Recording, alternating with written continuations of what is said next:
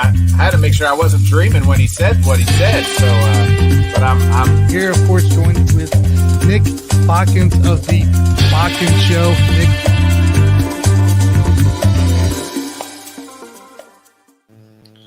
What is going on, everybody, and welcome into the Buffoon and Bodkins Show. My name is Tanner of the Sports Buffoons, and next to me here is Nick Bodkins of the Bodkins Show. Nick, welcome in. Hey, welcome. Thanks, everybody. Hey, you had hell of a show yesterday. I saw. You had a professional MMA fighter in there. Yeah, he's actually a good friend of mine. We go back a ways, but Colton Carmack joined me yesterday on last night's episode of the Bodkins Show. Is incredible to talk about the trials and tribulations. He's got his first fight coming up August 21st. It's going to be on Fury FC. You can stream that on the UFC Fight Pass. He's also trains a bunch of, dogs and killers, and they all got a bunch of fights coming up here soon as well. A couple guys getting ready to turn pro, just like he is. But we talked a little bit about his journey from an amateur to now getting ready to be a professional fighter. So awesome. It was one of my favorites. It was a great story. So, well, I might have another guy for you, but we'll get that after the show here to you. Another guy you might bring on is trying to go pro right now. So pretty cool stuff. Well, guys, we have quite the lineup again today. We're going to start out with Jonathan. We're going to talk some MLB. I actually don't have the video today, so no cool graphic, but we'll be all right. We'll be all right. So we're going to talk some MLB. Then we'll hit some fantasy strategies with none other than Mike from the Sports Buffoons. He'll join us here as well. We'll talk some Pittsburgh Steelers with Bill Akins, who was just on Let's Talk Sports just a minute ago. And wrapping it up here, we'll bring on Jim Behringer, talk a little hockey, and of course we'll have the Bodkins UFC minute. So at the end, so it's quite the lineup here. So let's get this thing rolling, guys. Welcome in Jonathan Grishman of Alpha. What was it? I did it. Nick. I did what Nick did. You did. It's Alpha Performance. Video yesterday, and he threw me off like 4 times. I'm like, no, that's wrong, dude. It's Alpha Performance. And speaking of guys, hey, I won't forget it now. I corrected myself like 80 times on that in the interview. Speaking of guys with great stories, Tanner, this guy right here, Jonathan Grisham, man. We dug deep into his story Friday night. So check that out, folks, as well on the Bodkins channel, because this guy, I can't even eat with a fork left-handed, and this guy taught himself how to throw a baseball left-handed. And almost pitch at the end. Yep. So, like that was. I watched it. That's why I watched it last night. And I was just cleaning around doing dishes, and that's why I'm all messed up now because Nick said it like 4 times. He got confused on it. Yeah. Now I'm all lost. So. You just need to go change it to Alpha Academy and just say the 2 Missouri idiots. They kept calling it Academy, so I had to change it Academy instead of Alpha Performance. I'm sorry. Right. Just eliminate all the confusion. Just go ahead and make it that way, right? Yeah, right. If you could just do that for us, Jonathan, it'd be a solid. Can you do that? Well, we're brought Jonathan on, guys, talk our big series of the week, which is the Minnesota Twins, Chicago White Sox. They just had a pretty big series, a couple wide open games, actually, going into play. I believe the White Sox finished out 11-0 on Sunday, or yesterday, I guess, against the Twins to close the series out. So what's the series say? What's this? How big of an impact of this series, and what's to play between these two teams? Because the Indians right in the middle of these guys between first and third. So, is this a big thing? What do you think, dear Jonathan? Yeah, it was a must-win series. They had for the White Sox. They had to take this series from the Twins to get themselves to stay within contention of first place. I mean, in my opinion, I think we talked about this on Friday night. I talked with Nick saying the White Sox are the most talented team in the American League Central. They just haven't played like it. They certainly haven't pitched like it, and so they needed to find something again with the way that the Twins have played all year, and the Twins how they pitch have one of the best pitching staffs statistically in baseball. They needed to do something this weekend to at least get themselves a little bit more momentum and stay within contention of the Twins. And so far they've done it. They've won 7 of the last 10, while the Twins have lost 7 out of the last 10. So the Twins are letting the White Sox and Guardians kind of stay afloat in the division. And this was an opportunity that you could look for both where the Twins could have gained some ground from the White Sox, almost kind of put it away a little bit, just how the inconsistency of the White Sox have been all year, or for the White Sox and where they gained some ground, they kind of knocked the Twins back a little bit, and they say, "Hey, we're not going away. We're still the best team," and they are. I think they are the best team. The White Sox are. They're the most talented team. They just haven't pitched like anywhere near that they need to stay to be the considered team of the American League Central Division, and this weekend was very important for them. Yeah, I was just kind of reading here. The White Sox are 11-7 in the month of July, so they're really kind of turning it around. Dylan Cease pitched a Jim last night, which also breaks my heart because he was a one-time Cub. But man, that Cub heartbreak just keeps coming back on you, huh? It does. I'm trying to keep it. We're getting ready to go on Roku, so I'm not even going to get started on the Cubs because you know how I get. He's working clean. I mean, the White Sox, are they turning it around here? I mean, 11-7. This is the first time they're above, they're 500 right now, but they haven't been a 500 team since May 25th. So over a month and a half, almost a month and a half where they weren't above 500. Was this the series you think that gets them turned around and a big second half to take that division?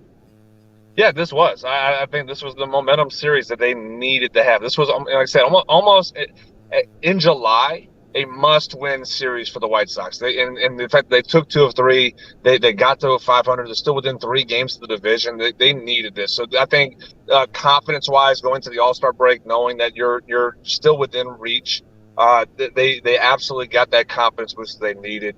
Again, their hitting wise, I mean, their hitting is still one of the best in baseball. Statistically, they are a top level type hitting team.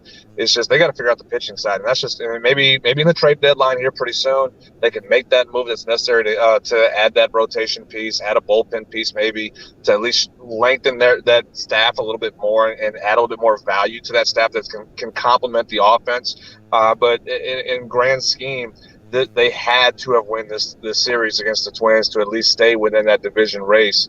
And so, are they turning the corner? Well, the numbers show that yes, they are turning that corner.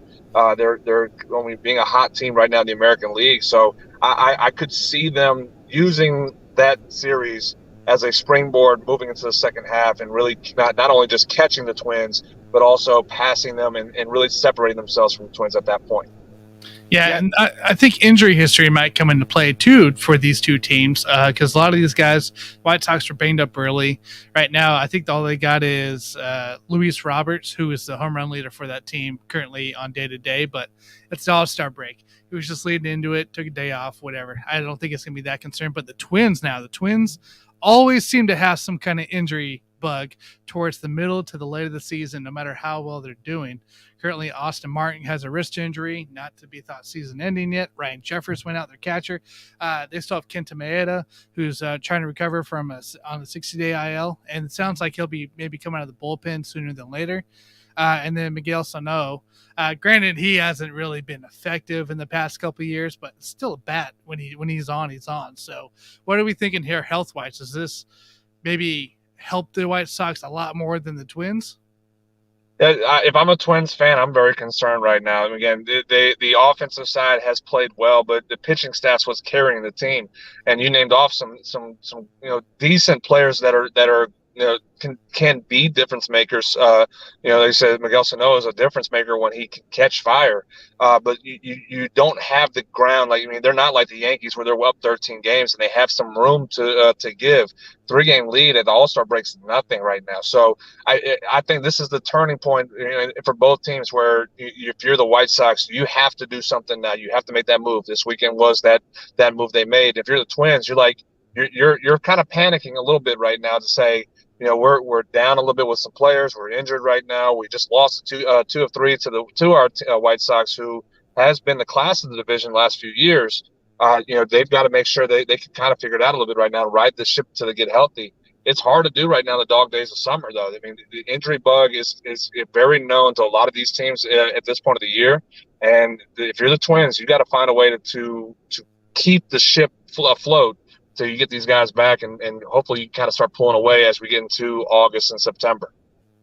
The White Sox just got Liam Hendricks back too, and as much as we're talking about the White Sox, being a disappointment, have the Twins overachieved though? Because I don't think at the beginning of the year you would have said that the Twins would have 50 wins at the All-Star break and be in first place. And so, I mean, kudos to them for taking advantage of a weak division, but are they also overachieving? So at the end of the year, if the White Sox take this thing, I mean, we're not going to be, upset about it, or, we're not going to be like, oh my God, type thing, right? To an extent, they are overachieving, but again, this has been a organization that has been known to win recently as well. They've been able to win division titles over the last few years here and there. They've been able to overachieve themselves and be able to make moves and compete for a division crown. So to an extent, I'd say yes, just because they've traded Josh Donaldson. You're thinking, oh, that's part of the selling off that they're gonna, they just knew they can't afford, and they're gonna try to cut some payroll. But they're still finding ways to win ball games and still be at the top of the division and compete for a division title here in 2022. So to an extent, I would say, yes, they are overachieving, but at the same time, this is what the Twins have done. It's like the A's over the time period where, they make moves, they sell off, and then they still find ways to compete for a title, for a division title. The Twins are no different. They do this at least recently. They've been able to be this way and still compete. So I'd give it to an extent. Again, the White Sox are just the most talented team. But again, as we all know, and we're all fans of sports, the most talented team doesn't always win, games, doesn't always win division titles. It's just a team that, is doing it the right way, and it's finding ways to win. That's what the Twins have been doing so far this year. They're playing with house money. If it works out, I mean, kudos to what the front office is doing. Kudos to the coaching staff. How much has Carlos Correa been part of that this first half? I mean, that was you talking about spending payroll. I mean, they went out and got him. It's kind of a wonky, weird contract. It's like pretty much a 1 year deal here to be a Twin. But I mean, how much has he impacted their lineup? Because he's, was the prize catch of the offseason. And that was a surprise when they signed Correa and still traded Donaldson in the offseason. You're like, well, what was the point of making one move to bring in a high-profile player, but then you trade away your other high-profile player that you brought in the year before? So it was very weird and very odd decision-making that the Twins have been able to do. But Correa, who's been to World Series, he's won World Series, he's got the experience of postseason play of what meaningful baseball games are. It's a younger roster, trying to help Byron Buxton being the leader of that club. In providing leadership. Again, it's as you said, it's more of a 1 year rental deal. How they structured it, again, very odd on how they do, and maybe it's working out right now. So on the field, obviously, Correa is a top level talent. In the clubhouse, he has been. And what Astros players will say is that he's a good leader, a good clubhouse guy, and something that the Twins need more so to help Byron be that leader that they're hoping he can continue to be and lead that franchise to postseason play for 2022 and beyond. I think that was a huge get for this club right now, and you're kind of seeing the benefit of what they're able to do with Correa in the lineup and as they continue competing this year. Yeah, and we'll a couple more questions here. We'll get you out of here. Do you think the Cleveland Guardians come into play between these two teams and actually overtake both of them and take back that first place spot at the end? Or are you thinking that the Twins, or maybe the White Sox even, White Sox who are catching fire and going in the All-Star break, hope it continues here, maybe take the place that they should be at first place? Yeah, I think the Guardians are just playing spoiler as we get closer towards the back end of the season. I don't see them really being contenders right now. They're going to try to hold the roster. I mean, they got good players, and don't take me wrong on that. There's some talent in Cleveland, but I think they're a year away still. They're not a contender this year for a division title. It's going to be at some point here, probably by mid-August to end of August. You'll see a 2-team race between the White Sox and Twins. Cleveland will kind of just be that spoiler team between those two and kind of knock some guys down a little bit and make it difficult for either of those organizations. But no, I don't see Cleveland being a contender and competing right now. I think they're just a year away for making some moves. Now, again, everything's up in the arms when you look at the trade deadline coming up. If Cleveland could see themselves as buyers and make a move and say, hey, we're in this race, let's go get it right now. I just don't see them doing it at this point because, they're a year away with the talent they have. There's some more guys I think they're coming up in the minors with them that they're hoping to bank on and then be able to start competing more beyond this season. So no, it's going to be a 2-team race here pretty soon in the AL Central. Who finishes last place, Detroit or Royals? I think Detroit. They're a mess right now, and they got some good talent, and they're trying to figure out which direction they want to go. They're trying. I kind of hope they don't finish last with Miguel Cabrera, what he's going through, and my goodness, the loyalty of a superstar that you don't see in today's era of sports. Miguel Cabrera has been that, and he's never asked to leave Detroit. Should have numerous times. So you almost got to feel bad for that, but. There's a lot of talent for both those clubs, as far as their future wise. It'd be interesting to see what happens 2-3 years down the road for them. I just don't think Detroit has enough right now to be out of the cellar. Again, they're both a mess in this season, but they're goodness gracious. I have to circle back. I feel bad for Miguel. I do. I wish he could be one of those two guys that are competing like Nick. Don't be mad at me. Kind of like Pujols right now and Yachty getting the chance to compete for meaningful games. I mean, when was the last time Miguel Cabrera played in a meaningful baseball game in August and September? It's been a long time. 5-7 years. 2006 when they were in the World Series, probably. Yeah. 2000.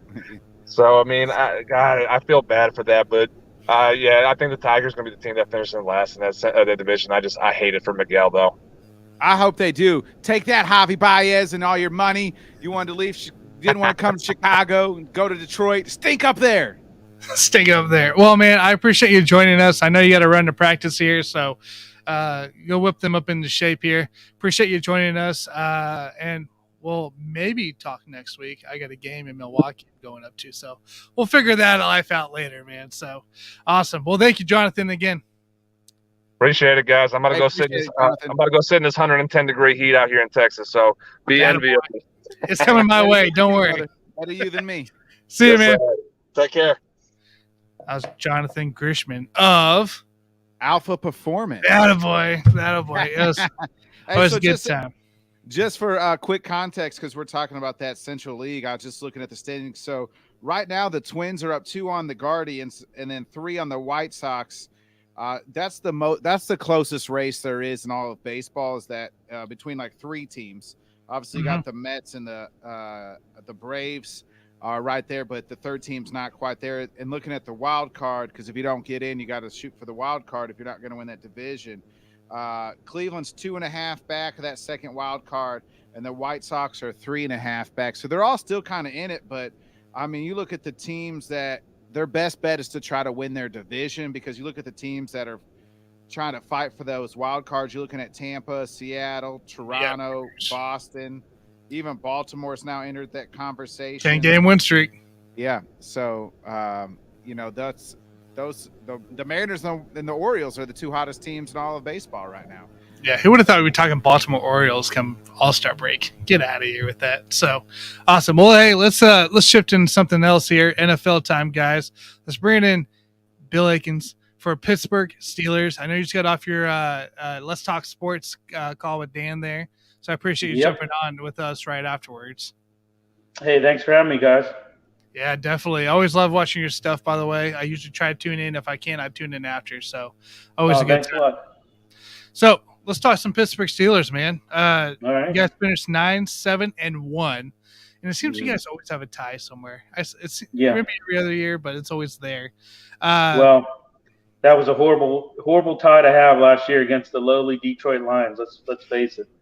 Yeah, it's a little rough. The Lions are tough, man. The Lions are tough. So, what are we thinking here? You guys had a little Big Ben retires, right? But Najee had his first year, his rookie year, looked pretty well. Like, what are we thinking offensive wise on the Steelers right now? What are some of the weapons, key weapons that you're looking at, and maybe some of the guys that you're not sure on the expectations yet? Well, I tell you what, guys, I'm really interested to see what George Pickens does. I mean, I like him. I mean, I know he's coming off an ACL injury, but you can't overlook the quarterback situation either. I mean, who knows what's going to happen there? I think they're definitely leaning more towards Fitzpatrick at this point, but Kenny Pickett has a good camp. He could give him a run for his money, but I think that definitely they're leaning more towards Mitch Trubisky. Yeah. Mitch So, Trubisky. but I mean, when you look at it, they got some. I look at the receivers. Like I said, George Pickens. I'd like to see Chase Claypool do better than what he has, and Deontay Johnson, and get Calvin Austin as well.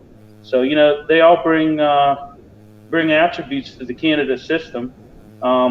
As far as Najee, from what I hear in OTAs, he's looking bigger and he's looking better and faster and stronger. So I just hope that they, don't use him to the point where they're gonna, have an injury issue like they did last year. He got a lot of touches last year, and I just hope that they can kind of balance that out. But we'll see what happens here. I mean, I'm really, really excited to see what happens. Now that Ben is gone, and who knows what's Bill, going to happen. is there a lot of optimism in Steeler Nation because Ben is gone? The last 2 years, he probably couldn't throw the ball 5 yards down the field. Juju, Mr. TikToker's gone. Maybe that'll help Chase Claypool mature a little bit, and he's not TikToking so much since he doesn't have his counterpart. Is there optimism, or is it like, man, doom and gloom because it looks like the Bengals are ready to make a run? Do you have, who knows if the Ravens can stay healthy, they could contend. Who knows what's going to happen in Cleveland with this Deshaun Watson situation? So is it optimism, or are we looking at skepticism because we don't have, you don't have 7 and you're running with a Kenny Pickett and Mitch Trubisky, who's I think will show improvement of what he did with Chicago with better coaching, because he didn't have any coaching in Chicago. No, I agree. Nagy really kind of, screwed that up for Trubisky for sure. Mm-hmm. Yeah, I mean, I think there is some optimism in Steelers Nation. I think really, if we're talking offensive side of the ball, I think the really big concern is definitely that offensive line. I think that they definitely had some issues. I think the signing of James Daniels and Mason Cole, and they re-signed Chuks Okafor, but I don't know if that's enough. I mean, personally, I'm impressed with James Daniels. I think he played pretty good in Chicago. He was impressive and in pass protection in the run game, but and I think the addition to Mason Cole, he seems like a pretty rock solid center. It just, like I said, I think there's some optimism. Chuks Okafor, I know I talked with Dan a couple podcasts back. I was a little bit shocked that they signed him. He kind of lacks aggression, in my opinion. He's a big guy, but he just doesn't have the aggression. And then you look at Dan Moore. Dan Moore, he wasn't expected to play last season, but the injuries to Zach Banner forced him into play. And truthfully, he was pretty solid. I thought Dan Moore had a pretty good season. We'll see. I know I talked to Dan. I would have liked to see them sign another tackle, and one guy that came to mind was Eric Fisher. Yeah, he's still out there. Yeah, I know. Right. Yep. And he's coming off that big injury. He came out. I mean, he played with the Colts, I guess, last year as well. Came back a lot earlier than I thought. So he could still be effective for you guys, if not at least be a veteran guy that's able to plug in and do something. So I wouldn't mind seeing that. I think it'd be a good fit. Yeah, and it just, like I said, we're Steeler Nation's. I think we're for the most part optimistic, but there's still a little bit of I guess a little bit of unknown as to what we're going to see this year. But I kind of think that, like I said, I kind of think that Trubisky, they're kind of kind of leaning more towards maybe him being the starter, but by that same token, they didn't draft Kenny Pickett to sit on the bench. He's 25 years old, so I just I mean, as long as you don't start Mason Rudolph, I think you'll be okay. Just keep him on the bench as much as you can, because it's not pretty when he's in. Were you surprised at the Kenny Pickett pick? I mean, I think that's kind of everybody knew that they kind of needed a replacement there for Ben, but I mean, was Pickett kind of your guy? I was shocked because I didn't think he'd be available. And I tell you what, I don't think the Steelers thought he was going to be available either, you know. And I was pretty shocked by that pick. I didn't expect them to choose him, you know. And like I said, I think the Steelers they really weren't planning for him to be available. I really believe that. So Yeah. All right. So let's switch to the side of the ball that's probably going to carry your team most of the year, the defense side. You guys got Larry Ogunjobi from Cincy, Tyson Alalu from Jacksonville. You got Cameron Hayward there on the line, TJ Watt coming into play, Alex Highsmith still on the other side. Like, I feel like I love Devin Bush, Miles Jack sitting there as well. Like, I feel like you're that box right there is going to be great. It's going to hold the line here and really help free up your secondary with Terrell Edmond, Minka, and Cameron Sutton. So, I mean, what's the feeling there along that line? Well, you know, I think their biggest strengths, you know, is it's hard to find a better duo than T.J. Watt and Cam Hayward. You know, over the past three seasons, both Watt and Hayward, you know, rank among the top 3 players, you know, when it comes to quarterback pressure and run stops. But you know, they make plays and they make an impact. But I mean, I haven't been too sold on Devin Bush. I was happy they got Miles Jack. I just don't think Devin Bush to me has been an underachiever. So to say the least. Okay. You know, and you could say that about Joe Sherbert as well last year. I mean, they got some great guys on defense, but keep in mind they were ranked dead last in run defense. And that's true. They got ran all over the place last year. Yeah, and a good example was what we just had talked about that tie against the Detroit Lions. You know, the lowly Detroit Lions come into Heinz Field, and they put up 238 yards against that defense. And why is that? I mean, we listed off all these great players on that defense. I mean, they have a who's who on defense. I mean, they have probably top 5 guys at every position, and yet ranked dead last in stopping the run. I mean, why can't they stop the run? You know what? I don't know. I don't know whether it's scheme. I don't know. You know, hey, they brought in Brian Flores, and I know he's a no nonsense guy, and it's technically Terrell Austin is still the defensive coordinator, but I know Brian Flores is gonna, I think he's gonna be a positive impact on that defense. But yeah, I mean, that's the $1 million question. Why is it? Why is it with all these guys, and why did they finish dead last in the run last year in run defense? I don't know. I think with the additional Larry coming into play, and then also the draft of the 3rd round Marvin Leal, I think that's going to help you guys up front a little bit. I think it was more depth because around that same time, you guys were struggling with injuries. I think TJ was in and out during that time frame as too when you played Detroit. I don't think you had Miles Jack yet, or nothing big yet. And I just think it came back to depth where now you're just throwing guys out that maybe should be 3rd strings or cut, and they're out there as being your 2nd string. So I think what you got here is a little bit more depth in the play, because you also got Chris Wormley for Baltimore, which we all know any Baltimore defensive guy usually is pretty solid. So I feel better about this year for you guys in the depth scheme of things on the defense than I did last year. Well, hey, they're the highest as of right now. They're the highest, paid defense right now. I mean, with especially with Minka Fitzpatrick signing that $73.6 million deal, 4 years.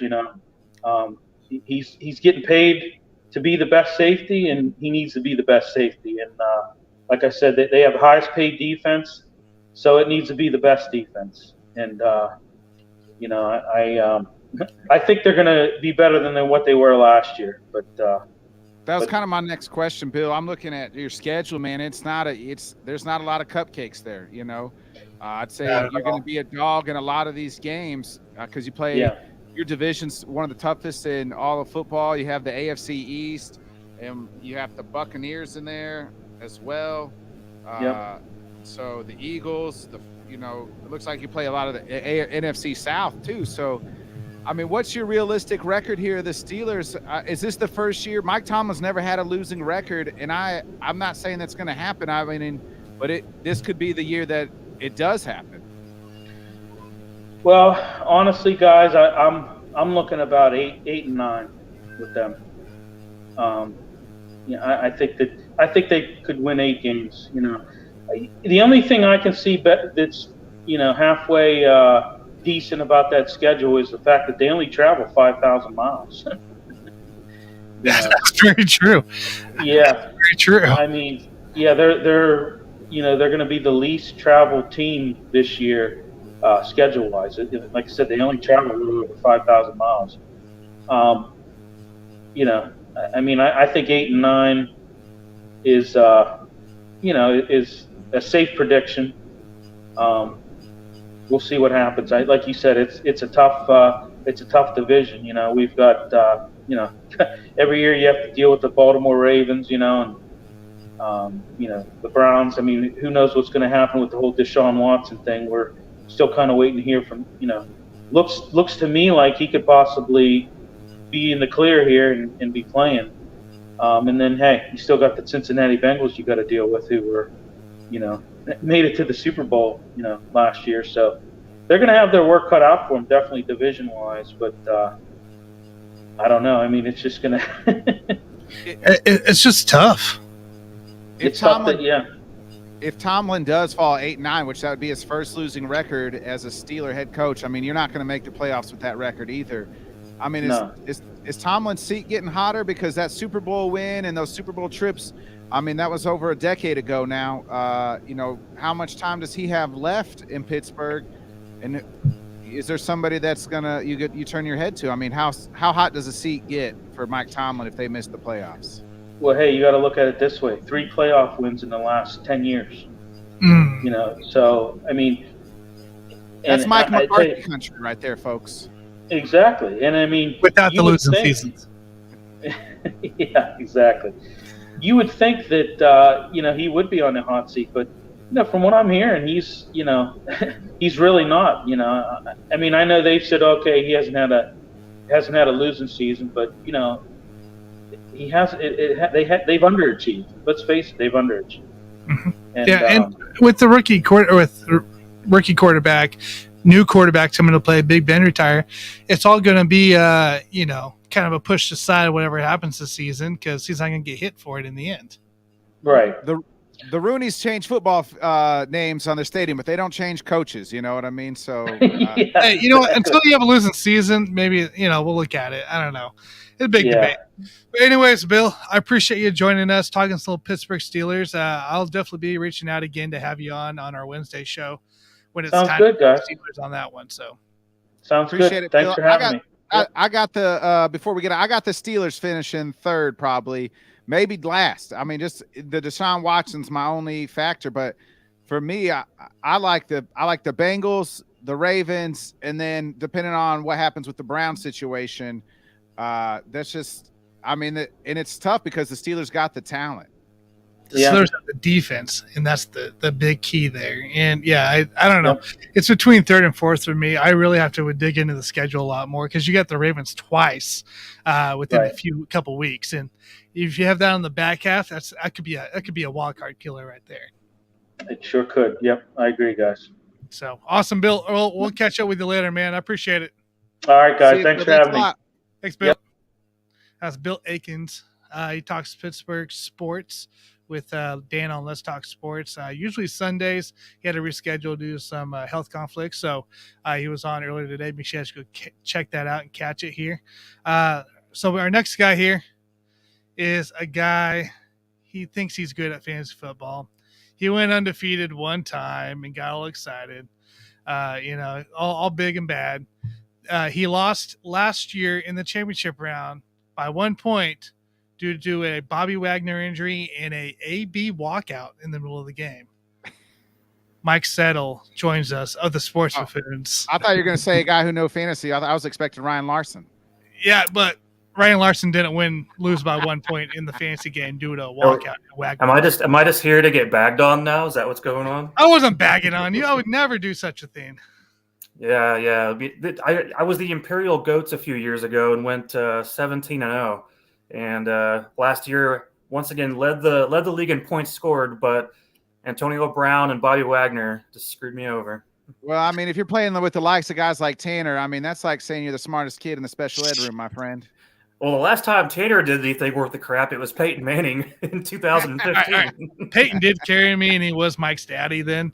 I did finish third a couple of years ago. I was in the playoffs again. I'm in the hunt. I've been a lot better after a couple of years after Peyton's left, so we're all right. We're all right. By the way, Mike, I don't know if you heard Bill talking. Nick asked, what happened to why is the defense so bad on the run? And I was going to ask, hey, is Bob Sutton your defensive coordinator? As well, I was going to check with him because, I mean, if you're bad at defense, there you go. Yeah, I don't know what all kind of problems they have because they actually have some talented guys over there in Pittsburgh. So TJ Watt, like on a per game basis, TJ Watt, if he'd played every game, I think actually ended up with the most sacks on a per game basis last year of all time. So that's pretty crazy. That's nuts. All right. Well, we're here to talk with you on some draft strategy for fantasy football. That time is here. It is almost the end of July. Drafts are starting here, probably beginning of August coming into play. We're not going to really talk players or anything. I want to know more of, obviously I know your strategy because I see it every year, but explain to the viewers, guys, like what's some of the strategies to look for in fantasy football that could help them maybe achieve that 17-0 block. Tanner's just trying to steal your strategy so he can use it against you. Let's just be honest. Well, we could always use Tanner's strategy, which is draft all the tight ends. So tight ends only. Yeah. No RB, no WRs. Quick funny story. We had a guy get real drunk one night in our league, and he was a big Raiders fan, and I'm pretty sure he drafted like Sebastian Janikowski in like the first round. I was like, oh yeah, I'm winning this bad boy. What is this, JG nice. on the word? Yeah, exactly. I mean, he's big enough. He could have played tight end, I guess. Right? He probably could have. So what are some of the strategies you got here that could help some people out? Well, Tanner, as you know, obviously, I'm a big fan of the RB0 strategy as far as loading up on wide receivers early and often right away, because there's like this myth out there that the running backs are like a safe pick, or you know what you're going to get out of running backs, and the receivers are the ones that are much more volatile in their production. That's just, especially in PPR, just not the way it works anymore. And so I think you just got to find guys that are, you know what you're going to get. It's going to be consistent. And, you know, if you look at the ADPs from last year, the top receivers, the actual ending was 4 guys in the top 10 for wide receivers finished in the place that they were supposed to, basically. Whereas running backs, there was only 2 of them. So, I mean, you're looking at some of these names on the list, and right now I see Christian McCaffrey is the number 2 player off the board. I just can't fathom the idea of going that route. Yeah, Mike, I'm on the fade Christian McCaffrey train. I'm probably not taking McCaffrey no earlier than 5th. And that's just because we haven't seen him in over 2 years. We haven't even seen him in a Matt Rule offense. So I'm with you on that. I am on the opposite end though, as far as wait to take. I'm early get all the good running backs you can, because there's only a few, 3 or 4 of them that are, you know, every down backs. And then those guys aren't going to be there in the later rounds, and I can pick up a good wide receiver, wide receiver 2 later on in those mid-round picks. I mean, I feel like we're on opposite ends on that. But yeah. So, I mean, what do you think about that strategy, though? Well, I understand where it comes from. I would just put it like this. So what I do kind of in my own way is I will take a running back somewhere in the 4th or 5th round once I get to that part. And it'll be a guy who is a high volume receiving back. You know, maybe this year it's going to be a guy like a Travis Etienne who's going to fit into that system and probably play some slot receiver even. But then what you do after that, I would actually be looking for your handcuff to your supposed full-time starter. So like last year, I took Chuba Hubbard somewhere in like round 14 or 15 in our draft, just with the expectation that, you know, at some point McCaffrey's probably going to have an injury. And obviously he had a few games here and there, nothing spectacular, but it's that idea in mind of being able to grab guys that have value, that once they are plugged in, you could put them in, you know, grab them in between rounds 10 to 12 and have a guy that can step in and put up points whenever the injury occurs, or whenever Dalvin Cook goes down and you got Alexander Madison, guys like that are going to be prepared to step in right away and get a lot of volume. Rather than you could always go and you take your picks right now, the top guys on the board at running back, and you're looking at names like, obviously I love Jonathan Taylor because you know what you're going to get out of that guy. But I don't really trust looking at like a Joe Mixon or even a DeAndre Swift or Christian McCaffrey. I just don't like the value there, where I could be going for another receiver here in this case. And instead of taking those guys, I have on my board, a Mike Evans, who is a guaranteed year-to-year 1,000-yard, 10-touchdown receiver. So I go for the guys who are less injury-prone, because running back position in general, the beating that they take, it's just not worth it to me to be wasting early picks on those guys when, receivers might only get 100 catches a year. They're just not taking as many hits on the body as running backs do. Yeah, I see what you're saying, but I meant I'm talking early in the draft. Let's just say, common is 12 man. The first 6 picks, usually after I would think outside of maybe Cooper Kupp, I would say those first, 5 of those first 6 picks, I would probably be okay taking a running back. And then the last half is going to be those receivers like a Devontae Adams. And I would take Devontae and a couple of those other guys. Yeah, Justin Jefferson, a couple of those guys over some running backs. Well, there's actually 4 receivers right now in the top 10 on ADP right now. So you got right now Cooper Kupp's coming in at number 4 overall. Then you got Justin Jefferson at 6, Jamar Chase at 9, and then Devontae Adams at 10. So, I mean, we're seeing that transition anyway within ADPs of just receivers always getting moved up just because you know what you're going to get out of those guys. I don't think that taking a running back early is going to be worth it. I would definitely be looking at guys, though, in that 4th and 5th round to get my RB1 in that case. I just like, obviously, pass-catching backs. Go for the guys that you know are going to be getting a lot of touches in the receiving game, and just start making your strategy that way. That's just the way I've done it for the past probably 7 or 8 years now, and it's worked out well for me. Obviously, I can't go get an Alvin Kamara because he's going to go first round every year. But back when Austin Eckler was fresh, I mean, that was a guy that you wanted to have on your team, or maybe a James White back when he was in his prime with the Patriots. Those are the kind of guys you would want to go after that are going to be getting a high volume of receptions. So if you're in picks 1 through 3, like you're somewhere in that middle of the first 3 picks, you're still going to receiver? Absolutely. I mean, I'm going Cooper Kupp in that case. I mean, the guy set all the records last year and, almost had statistically the greatest season of all time. And it looks like their connection with Stafford and Kupp is incredible, especially with 1 year together.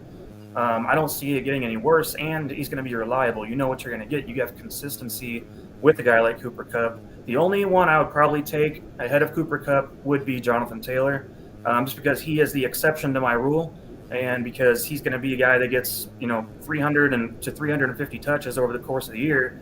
Also has pretty good hands in the receiving game. That's the one guy. If you had the first overall pick, I would not take a receiver. I would go with Jonathan Taylor. There's a couple names I just want to ask you about. So how worried should we be about Derrick Henry coming off a foot injury? I mean, 2 years ago, I wrote Derrick Henry to my championship.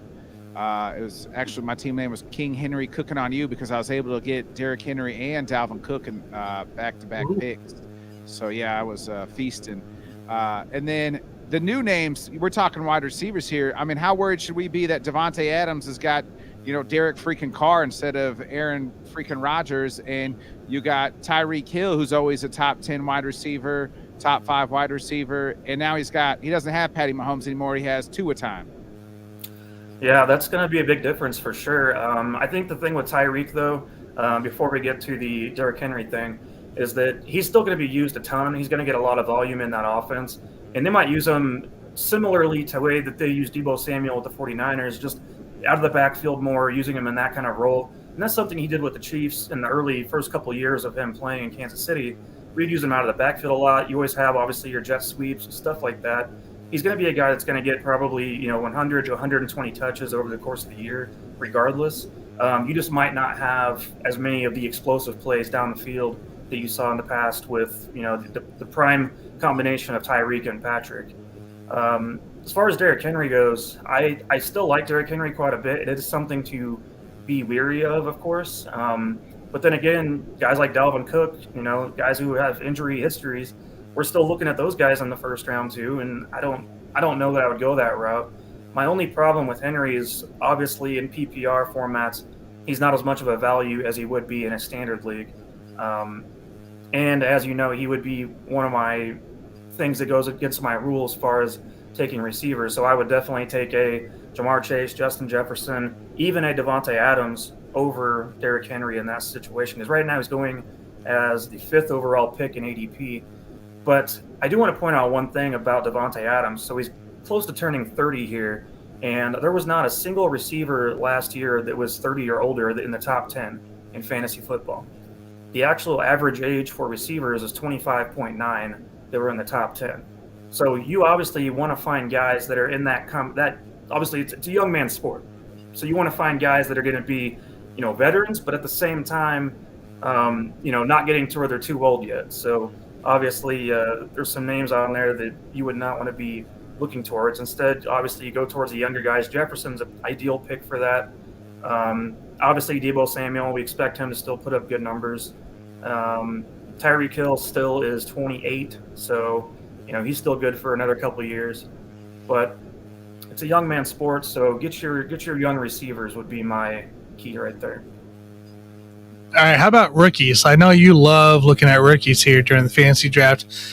Is there a certain round you start looking to draft rookies, or is it just kind of pure pending year? Yeah, it just depends on the situation for each one of these guys. I mean, obviously, I love Breece Hall, not only what he brings to the table as a player, but even his situation, because it's going to be a team that's going to rely on the running game to protect Zach Wilson from making mistakes. And I think that Breece Hall just brings a great blend of, the size to be able to withstand a high volume offense, getting 250 carries or more, as well as he's got good hands, and he's kind of got a total package kind of aspect to him. Those are the kind of guys that I actually would love to look at when I'm doing my RB0 strategy, because it's a guy who we're not sure what to think of yet. We don't know how much playing time he's going to steal from Michael Carter, but I'll take a chance on that in the 4th or 5th round, just because the upside is through the roof for that guy. And you're just getting good value right there, because I personally believe he's going to steal Michael Carter's shares right there in the backfield. They wouldn't have taken him so early if they weren't going to use him that way. So I think he's a great fit. Obviously, James Cook for the Bills, I like him quite a bit too, just because he's going to be a guy you can get somewhere later on, maybe the 7th round or so, but will be catching a high volume of receptions in that offense. I think that they have their Devin Singletary as their primary running back, along with Josh Allen, since he basically leads the team in rushing every year now. And James Cook, though, is going to come in and catch a lot of passes, and that's a guy that I would love to throw in. That's going to get me, hopefully 12 to 15 points a week. Agreed. Real quick, AK Eagles podcast says, "Yo, what's good, guys? What's up, Eagles?" Where do you take your quarterback at? I'm on the train of wait till very last minute to take a quarterback. I don't know what's your strategy there, Mike, on quarterbacks? Because I see a lot of guys and teams take, especially Lamar Jackson, Patty Mahomes when he was coming back. Those guys were going in sometimes the late second, early 3rd round. Yeah, absolutely. I'm with you on that one as far as waiting on a quarterback. Just because it's going to be tough to waste an early, let's say, pick in the first 3 or 4 rounds on a quarterback, because that's where guys like Mahomes is going to go, and maybe even Kyler Murray could end up going somewhere in that range in some leagues. And that's just also punting on another elite receiver or running back, and I'd rather not do that, because at the end of the day, you can get great value quarterbacks, and one of my favorite guys who's going right now way down the board, in fact, he is the QB, 22 on the ADP right now, Jameis Winston. I just think that offense and the way he plays is going to be a great fit for what they got going on in the receiving game. You could wait on a guy like that. I mean, you could wait and see maybe what happens with Deshaun Watson, and he's going to be going way, way late in drafts. And then, of course, you got your guys like Kirk Cousins, who's extremely efficient, is the QB 15. But you probably know what you're going to get out of the guy at least, so you don't have to worry about him having an awful year or anything like that, because he's not going to throw too many interceptions, and he's got great weapons. So Those are the kind of guys I would go towards. A guy that I've seen falling a lot, especially when I've done a lot of mock drafts, Trey Lance. I think that, just due to his running ability, I think especially in those later rounds, when you're filling everybody out, I mean, he's a guy that I like just due to his running ability.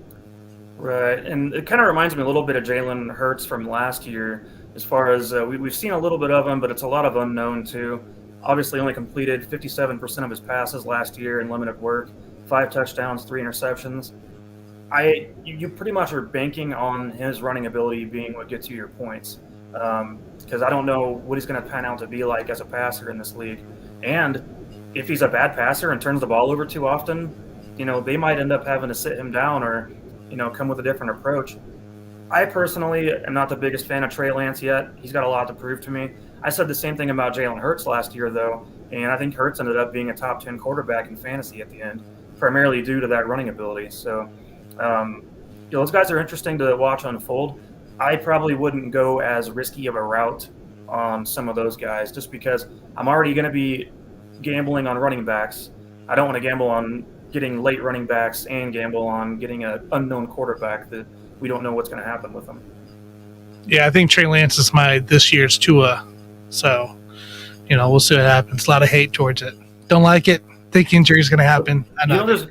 There's always great value, guys. I mean, Tom Brady every year for some reason goes always there in the 8th round or 9th round or whatever. And then Matthew Stafford is the QB 11 this year. And with those receivers they got over there, and we don't know what Odell's going to do yet, but I mean, Allen Robinson is a great fit. Cooper Kupp, you know what you're going to get out of him, and Van Jefferson. I picked Joey B last year. I mean, I probably won't be able to get him this year, but I got him late, or I might even got him off of waivers because I tend to stream a lot of quarterbacks. Is what I've done a time or two until I stream one for about the first 4 months or 4 weeks, and then I stick on one. I'm like, oh, this guy's going to be the guy for a while. Well, this is kind of looking ahead, but whenever I'm looking at quarterbacks, a lot of times what I'll do is I'll look at their schedule the last 3 weeks of their season, of your fantasy season, and see what their matchups look like and see if they're playing against weaker teams.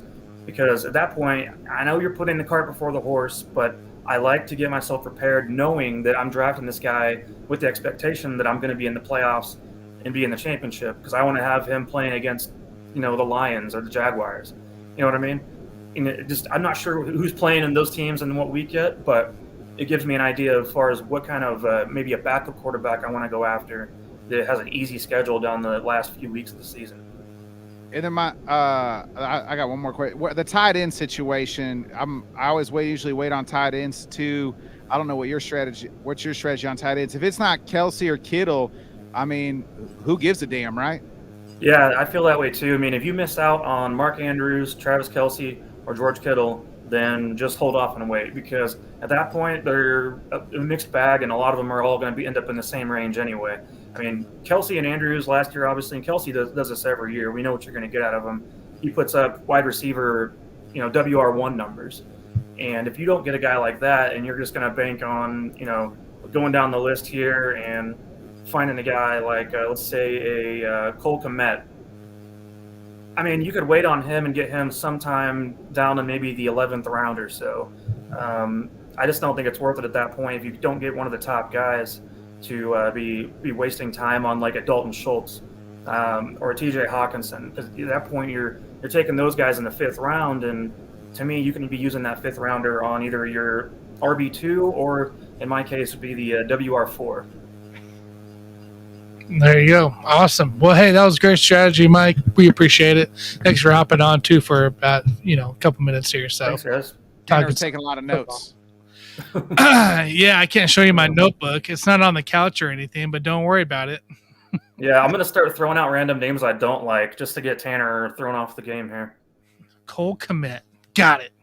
You like N'Keal Harry? I said N'Keal Harry 1st round pick. Yeah, he did. 1st round pick. Gotta get him. Saturday show, so he's taking N'Keal Harry first round. I need to talk Tanner into liking Trey Lance more, I think, for my own sake.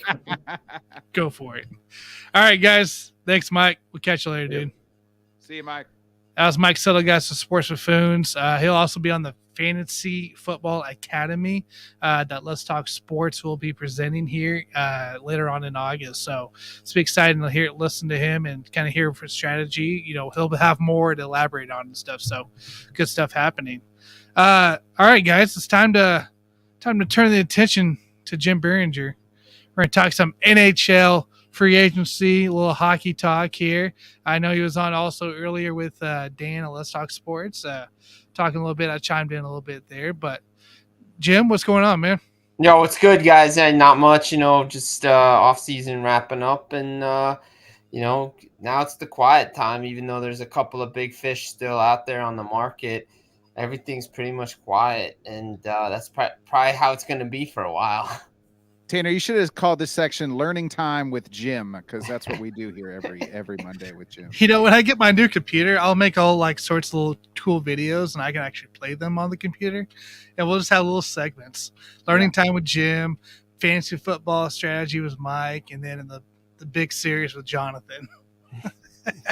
So, yeah, a lot of the excitement's kind of gone away, as most free agencies do within the first week and a half. So, but there are still a lot of key guys out there, Jim, looking to play. And the first guy I was looking at when I was kind of looking around was Nazem Kadri, kind of looking like he might end up with the Calgary Flames. But this is also I believe, a former Avalanche looking to find a new home, just for the fact that it sounds like Colorado doesn't want to pay him.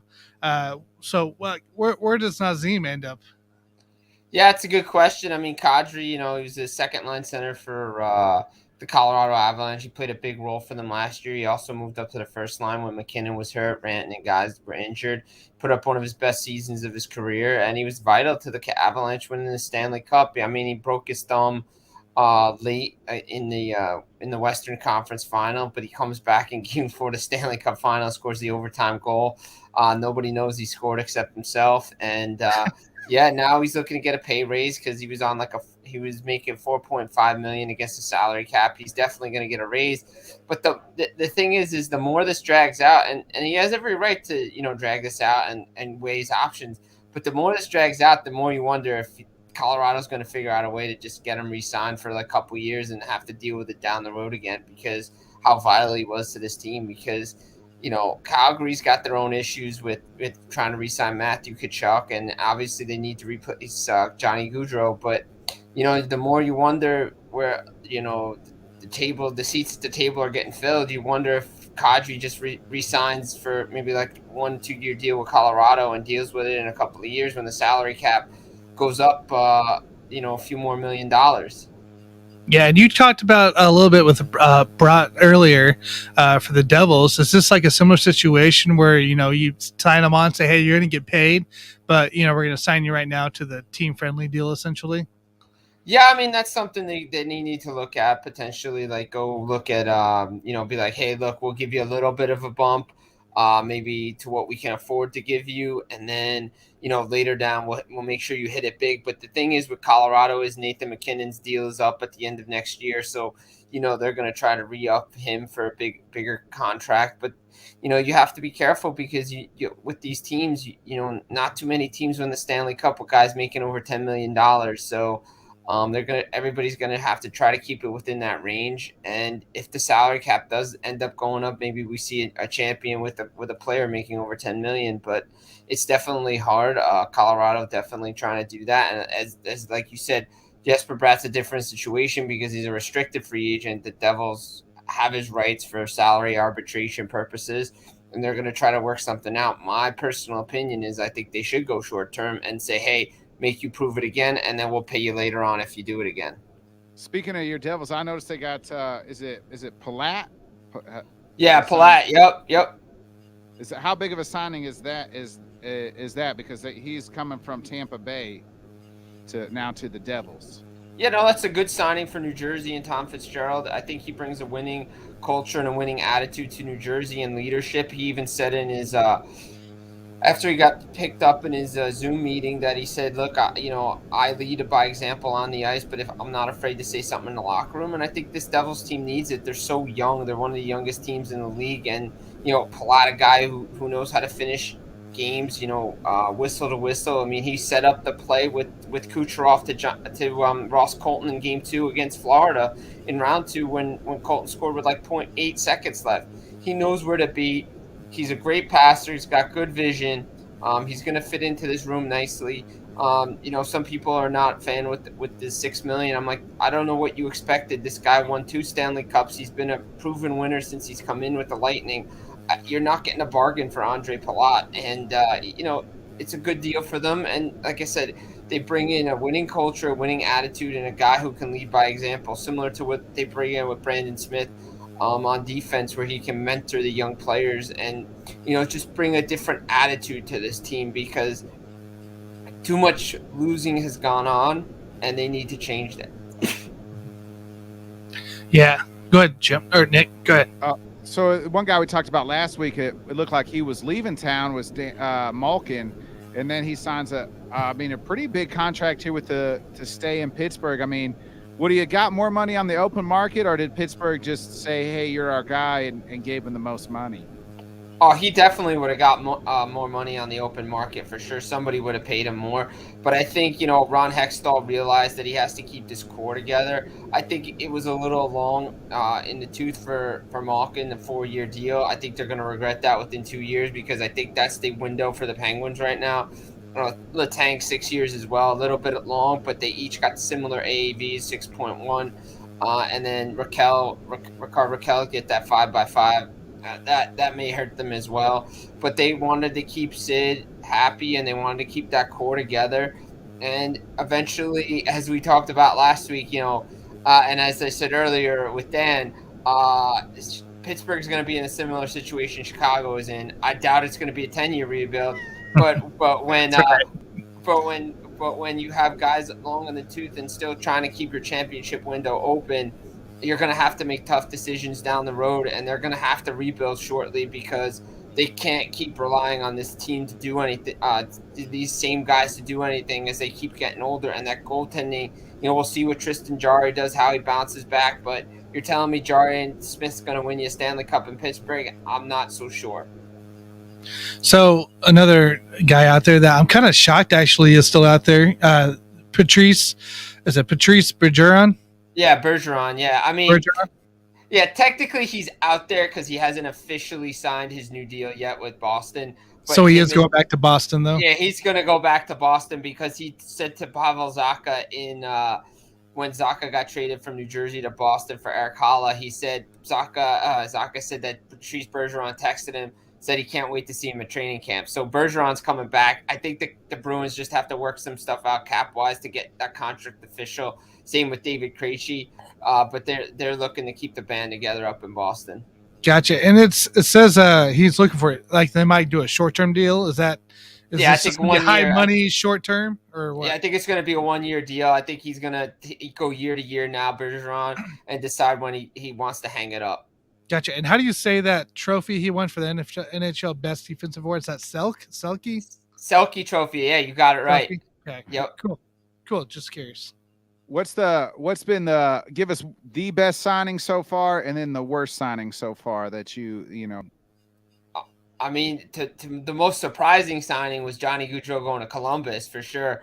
But then the more you listen to it, he says, I had friends that were there. They texted him, what's going on? How do you like the place? Good place to raise the family. Team's good. So that one was really good.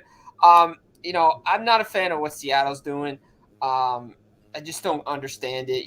Andre Burakovsky's a great player. He's not a 5x5 player. I know that's what the market has set, but, let's be realistic. They're not really doing anything. I'm not sure the Darcy Kemper signing in Washington is going to work out for them. I think maybe a year or two, but the defense in Washington is not as good as it was in Colorado, and Washington's not going to protect Kemper like Colorado did.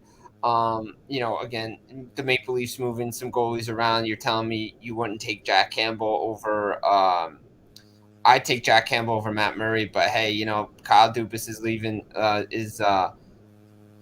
living in the bed that he made, so we'll see what happens up there. I really like the signings by Edmonton. They keep Evander Kane, they keep Kulak at a reasonable deal, and they signed Jack Campbell 5x5, and both, like I said, both Kemper and Campbell should be sending gifts and champagne to Cal Peterson in LA because he set the market for his contract that he signed last year at 3 years at $5 million a season. So I mean, there's really, those are some value signings there for for some teams there. But I like what Edmonton did because they addressed a problem in between that with Mike Smith, who was older.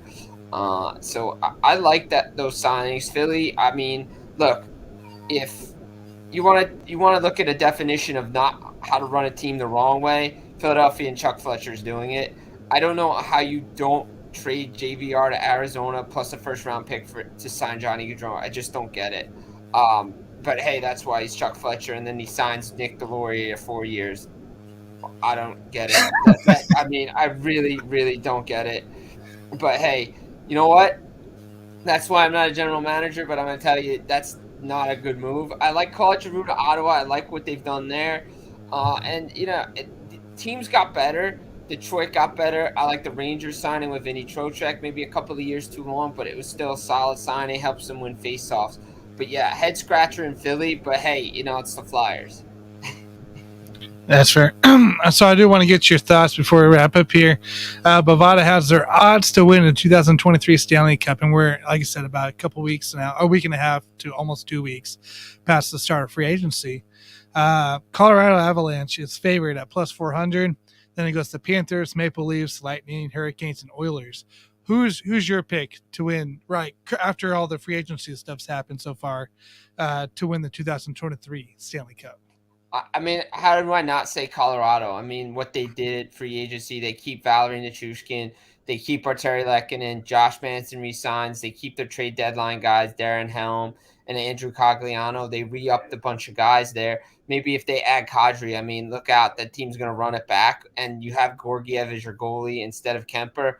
Man, how do you not beat – I mean, as I always said with Tampa, until somebody beats the champs – you got to pick the champs, and I mean, I don't see anybody in the Western Conference beating Colorado right now, and nobody in the East really scares me to beat Colorado. So I'll stay with the favorite. It's easy to say, but yeah, to me, Colorado's done it. I mean, don't be surprised if Tampa gets back to the Eastern Conference Final with the way they locked up their young guys with Sergachev, Chernak, and Cirelli with 8-year deals. So. Hey, you know what? They live year to year with that cap, so we'll see. Maybe if the cap goes up, they won't have to send anybody else out. But, yeah, those teams to me, I'm not sold on Florida. They didn't do enough. They lost Giroux, and look, yeah, you bring in Paul Maurice. He's a proven coach. I get it, but they had issues against Washington in the first round. Got lucky to get by them. Got swept by Tampa. Maybe this is this year's version of the Lightning after the Lightning went through what they had to do against Columbus, but still not sold. Toronto's got to get past the first round for me if I'm going to take them seriously, and I don't buy that goaltending. So that leaves Colorado and Tampa Bay doing again. So, Jim, when I hear you say, to be the man, you got to beat the man. Woo! Woo! Yeah, absolutely. You have to. Yeah, that's it. Anybody, I mean, look, you look at all these polls anywhere in the college sports, until the national champs get knocked off or they're always undefeated, they should be number one. And to me, Colorado's number one until they get beaten. So they should be the favorites. Yeah, that's how it should be. And that's why the Rams should be the favorites coming to play. Nobody gets past the Chiefs, obviously, until the Bengals did it. So, right. It's kind of that. Yeah, I kind of like that. That's very true. Right. And it's like this year, is Buffalo going to I know we're talking hockey, but, you go to the NFL world, you say, okay, is Buffalo going to take their next step? Have they learned how to lose finally to learn to win? Because that's what Tampa had to go through. That's what a lot of teams had to go through to get. Can they knock off the demons that they have and then go further? So, that's very true. That's what you have to do, and that's what a lot of teams learn in the NHL world as well, that you have to go through this losing, and then it makes you harder, and you know how to win games late. So is that something Buffalo learns next year? Right. That's the whole thing. See what happens. So, Nick, you got anything else? Nah, Jim, I appreciate it always. Hey, absolutely, guys. Thanks for Jim. having me on, man. It's always fun. Appreciate it, man. All right, man. We'll talk. You're on with me Wednesday, so we're going to talk some New York Giants part of the preview. So we'll talk later there, man. Absolutely, guys. Have a good one. Always enjoy it. Thank you for having me on Talk Some NHL. It's the best time learning with Jim. It's it. Learning with Jim. That's what we're going to title it. I'm going to make it out and everything. So We enjoy it, Jim, always. yeah. All Thanks, right, Jim. guys. Have a good one. Have a good night. You too, man. Learning with Jim. I'm gonna create something like that. We're gonna play it every time. I'm gonna get that done. That's awesome. Well, I know we're wrapping up here, but let's hear it. There was a daytime UFC card going on this last weekend. You got to watch it. I saw your tweets, so I know you were excited for it. So let's give it a Bodkins UFC minute. What we got? Man, this fight card was so top to bottom, the very three first fights were incredible. Miesha Tate lost her featherweight debut. And you need to go watch this, Tanner. If I could recommend a fight on the card, fight of the night was Matt Schnell versus I think Samaja Dong. I mean, this fight was absolutely incredible. It was a barn burner. It was only 2 rounds, but the second round, Matt Schnell, I don't know how he took 3 elbows to the face standing up, and I don't know how he didn't fall. Comes back. He won. He comes back. It was probably one of the best comebacks this year in UFC. An incredible comeback. You got to watch it. How he stands up after these elbows. Literally, Shamajan grabs his arms and just throws these elbows, and it's like Schnell finally snaps out of it and punches him in the face, and then it was an incredible fight. Another good fight on that card was Shane Burgos' fight was really good. Shane Burgos had a nice win. Now we get to the main event. It was a little anticlimactic. Yair Rodriguez wins due to Ortega's shoulder just popped out. Had him in an arm. It had him in an arm. Ortega was trying to pull out of the arm bar on the ground, and then popped out of his Ortega's shoulder popped out. Fight over. Ortega wins. That was the first round. Only there had been about 4 minutes that he elapsed in that first round. So the fight card was good up until probably the main and co-main. The co-main was a little bit of a snooze fest too. But the main event, which was promised to be fireworks, just was not. This week's card is an absolute banger. It's the London card. It's not a pay-per-view, but we will be doing a pre and post show on the Bodkins show for the London card, because it's like a mini pay-per-view. It's got 5 great fights. Paddy the Baddy is on this card. He's taken up a step in competition versus Jordan Levitt. Jack Hermanson, one of the top-ranked middleweights on this card, is facing a guy who is on a run, and Chris Curtis. And then the main event is a title eliminator for the heavyweight title. It's not the title fight, but it's a title eliminator. You have Curtis Blades versus Tom Aspinall. I love Tom Aspinall. Mark it down. I've said this before. Tom Aspinall will be a future UFC heavyweight champion, and it could be coming early part of next year if he wins this fight against Curtis Blades. So title eliminator, basically the person doesn't get to compete for the title, is what you're saying? Yeah, what I'm saying is a title eliminator is you got 2 guys who could be fighting for the title if they win this fight. Loser is not going to be. It's kind of a number 1 contenders. Okay. I mean, Tom Aspinall or Curtis Blades have both been there. The heavyweight title's a little murky right now because Francis Ngannou, who fought all the way back in January, hasn't fought, tore his ACL in that camp, won the fight against Ciryl Gane, and then his contract ends in January. He becomes a free agent. There's no contract.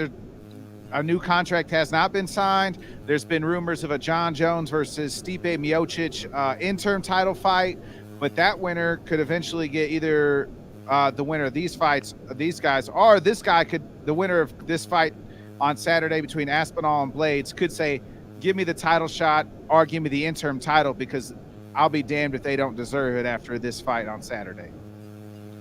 Wow, dude, that's a lot. That's a lot went down. I did watch the highlights of that fight you told me to watch just now. I don't know how that guy ended up winning.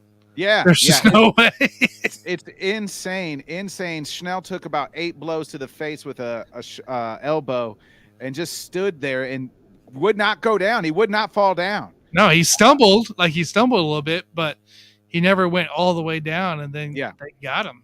Then took Sam Majong down, and then Sam Majong's a bloody mess, bleeding from his eye, chokes him out. It was an incredible. That was fight of the night for sure.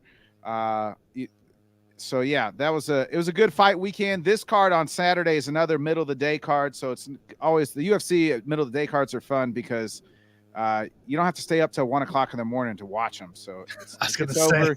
You got the rest of the day to do stuff. Heck, dude, afternoon beers all day long. Exactly. Well, cool, man. I don't have much more here then. What can we find you on this week? I know you got your wrap-up show Wednesday morning, but what else you got going on besides the Yeah, so we'll have the wrap-up show Wednesday morning again. Always tune in for that. I'll post it as well in case you're not up at 6 o'clock in the morning, catching up on the week that was all sports. Saturday morning, we'll do a UFC pre-show for the London card, and then that'll almost get right into the fight starting. And then we'll do a post-show probably either Sunday morning or Sunday night. Probably we'll try to do Sunday morning. That's where you'll find me. Maybe we'll throw in another episode if we can get somebody booked. But we're definitely going to be doing a pre- and post-show Sunday on the London card. Awesome. And as far as for me, guys, Wednesday we got our NFC East preview. We're going to have Jim Behringer on for the Giants. I got my boy Caleb Jones. He was on with us last year for the Sports Buffoons for Dallas, and he's going to hop on again for Dallas. I got Coach Couch Live. He did a show back in February with Dan on Live Talk Sports. He's going to be the Commanders guy on our show. And then Ryan Larison's going to join us to talk Eagles. Not fantasy, Eagles. So he's a big Eagles guy. So it'll be kind of fun to do that. Get those guys involved here for our NFC East preview on Wednesday. Catch us around 8 o'clock there, PM Central. And then Saturday, I may be missing Saturday. I'm going to miss probably Monday. I'll be driving out to Milwaukee to see my brother to go watch some Brewers games and stuff. So I'll be in the middle of the road on Saturday. We'll see what happens. I might be able to squeeze on. I don't know yet. It's actually pronounced Milwaukee. Milwaukee. Well, it means the great land. I heard it's the beer capital up there. So I might be pronouncing like that at the end. I went to a game at Miller Park, and it was the worst game of my entire life. Really? Yes.